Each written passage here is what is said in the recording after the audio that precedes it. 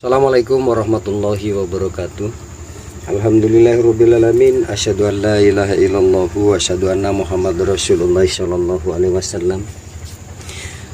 Salam sejahtera selalu untuk para teman, para sahabat sekalian yang ada di Hawa Kultur.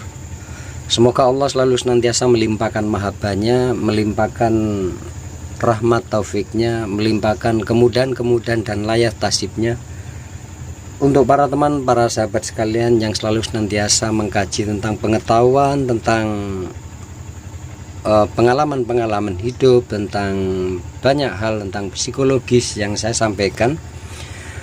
Semoga selalu senantiasa diberikan jalan kemudahan atas apapun yang dilakukan di alam transit, yakni alam dunia ini. Amin. Alhamdulillahirrabbilalamin. Kebetulan untuk kali ini saya refreshing di Gua Tengkorak. Jadi di sini banyak pelajaran hidup yang kita bisa ambil, banyak pelajaran untuk kehidupan kita yang kita ambil, sehingga nantinya bagaimana kita bisa menciptakan habit yang baru, dalam arti yakni kebiasaan-kebiasaan yang positif.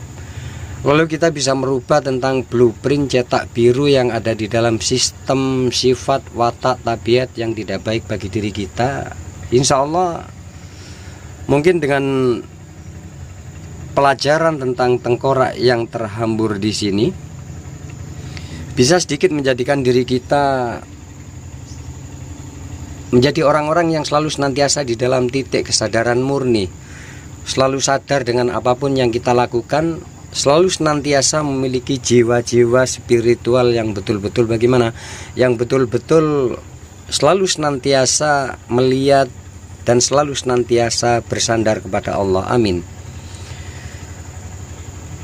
Ratusan tengkorak tersebut di Gua Tengkorak yang pasti dulunya pernah menjadi manusia seperti kita, pernah hidup seperti kita, pernah berpikir seperti kita.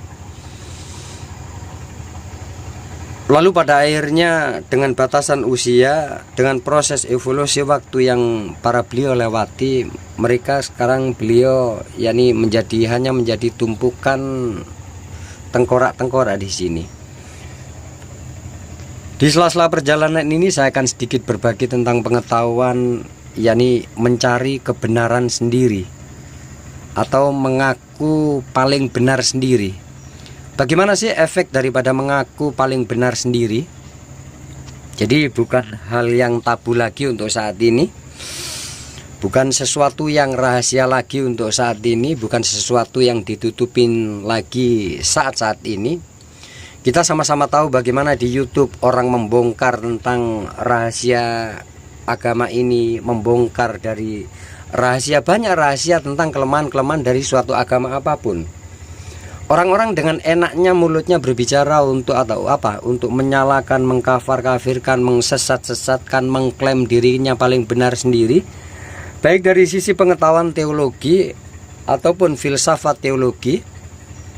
Jadi sebenarnya orang-orang kalau memiliki kesadaran murni, ngapain sih orang-orang itu sibuk untuk mencari kesalahan, celah agama lain, orang lain, suku lain, bangsa lain? Kalau mereka sebenarnya tahu tentang hakikinya kebenaran, tentang kebenaran yang betul-betul ada di dalam kolbinya ini, kalau betul-betul bertemu dengan apa yang dinamakan guru sejati, mereka tidak akan pernah berkomentar apapun tentang siapa, tentang agama lain, tentang Tuhan lain, tentang golongan lain, tentang apapun di muka bumi ini. Artinya bagaimana? Kalau di dalam diri kita ada pengakuan mengaku paling benar sendiri di muka bumi ini, agama kita paling benar sendiri, itu adalah suatu bibit yang bisa bagaimana? Yang bisa lambat laun akan menjadikan penghancuran bagi diri kita, lalu akan menjadikan penghancuran juga untuk sifat apa? Untuk sifat saling menghormati, saling menghargai di apa? Di negara Nusantara tersebut.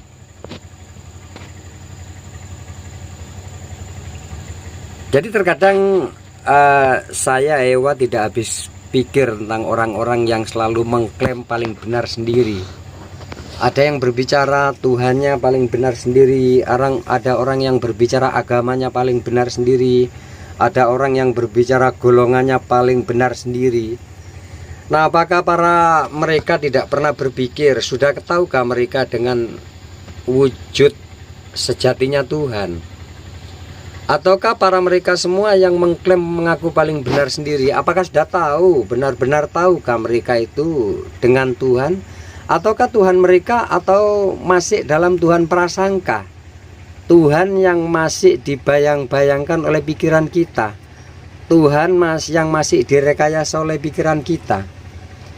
Sama-sama kita banyak tahu tentang banyak hal di dalam YouTube yang kita lihat. Itu orang-orang selalu senantiasa memperbesar tentang kontroversi, membesar tentang banyak hal, membesar tentang banyak, tentang substansi keagamaan ini.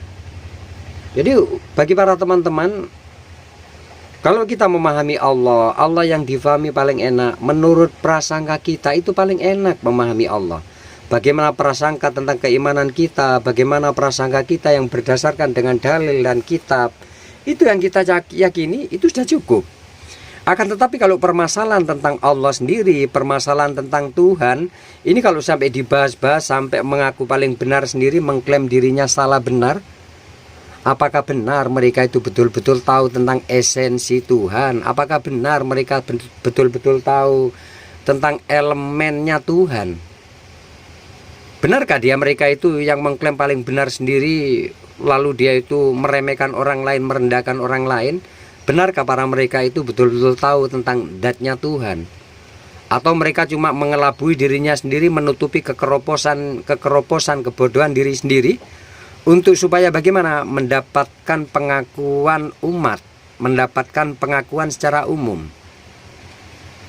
Dalam pengetahuan sisi spiritual, dalam pemahaman kesadaran spiritual, orang-orang yang memahami tentang pemahaman spiritual, di situ orang-orang sudah tidak berkecimpung di dunia konvensional, tidak pernah mempermasalahkan, tidak pernah membesar-besarkan tentang permasalahan hukum konvensional, yakni hukum bagaimana? Hukum luar. Mereka selalu senantiasa merujuk di dalam pengetahuan hukum dalam.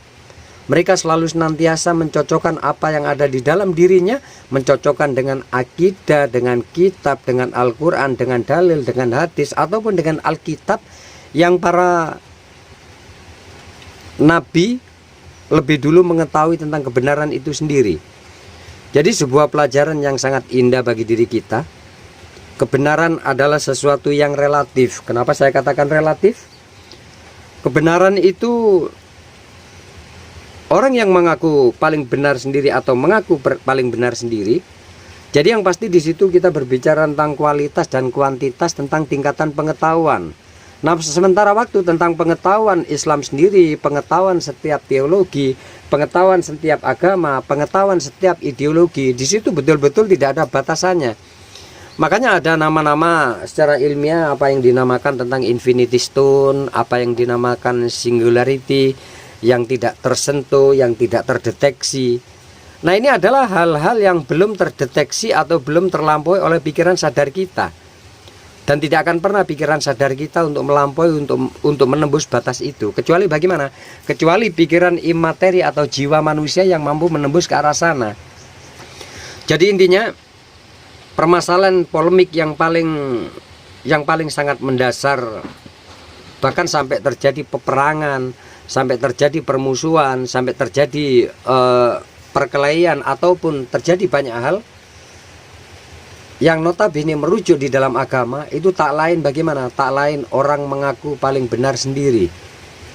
Kalau paling benar sendiri itu diakui di dalam diri, itu tidak masalah. Akan tetapi kalau sudah pengakuan dilontarkan ke orang lain sehingga menimbulkan ketersinggungan, menimbulkan direndahkan, menimbulkan banyak hal masalah kolbi, di sini otomatis akan memicu tentang permusuhan, akan memicu tentang ego, akan memicu tentang banyak hal.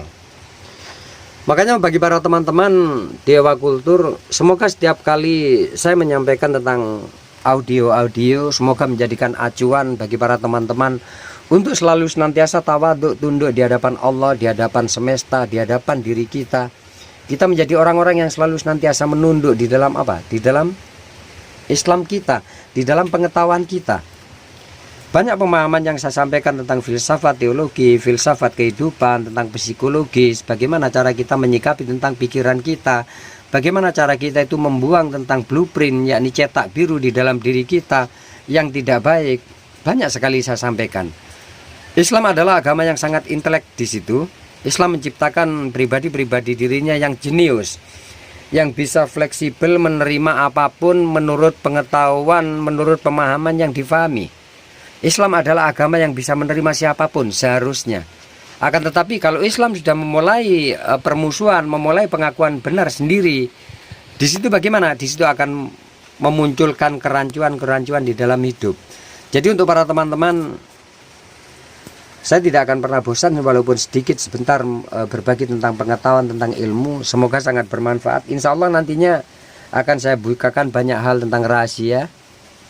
Baik bagaimana tentang caranya nanti teman-teman itu dalam jangka waktu 5 tahun atau 10 tahun teman-teman kaya raya, nanti apa yang diinginkan oleh pikiran nanti bisa terwujud. Insya Allah nanti banyak hal tentang pemahaman psikologis yang akan saya sampaikan.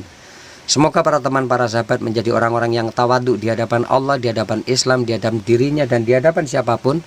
Semoga teman-teman selalu menunduk di dalam kebenaran yang diyakini. Semoga para teman-teman menjadi orang-orang yang selalu senantiasa mendapatkan layak tasib, selalu senantiasa mendapatkan mahabbah Allah, selalu senantiasa mendapatkan cinta Allah.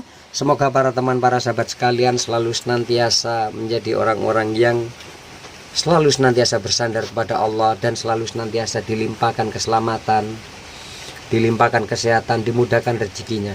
Saya Ewa Kultur, di sela-sela perjalanan saya akhiri, wabillahi taufik wal hidayah. Wassalamualaikum warahmatullahi wabarakatuh.